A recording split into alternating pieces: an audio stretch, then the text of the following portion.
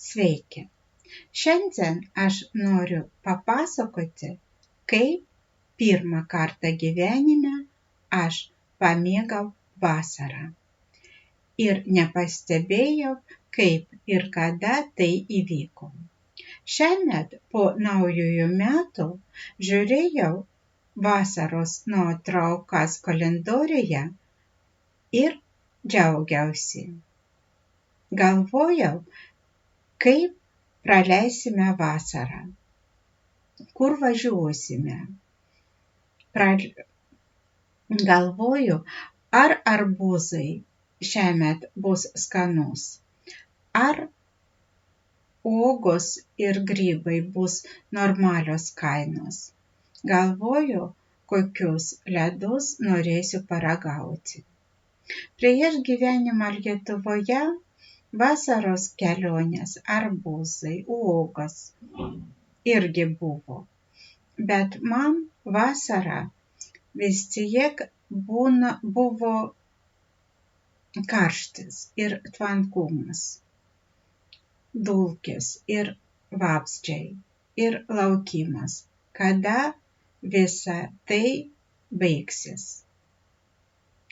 Nuo balandžio iki spalio aš tarsi negyvenau irgi laukiau. Todėl dabar gyvenimas man atrodo pilnesnis ir ilgesnis.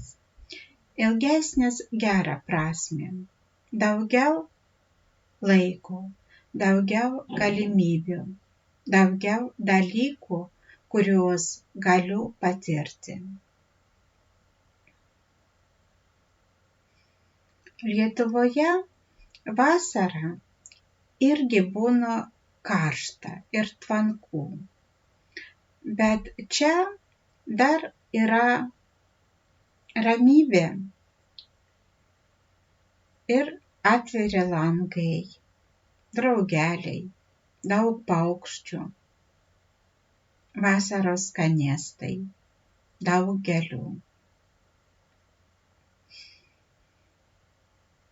Čia aš dažnai girdžiu paukščius, matau gandrus. Kartais sutinku ežiukus, kiškius, lapes, stirnas. Kartą miške matėme barsuką.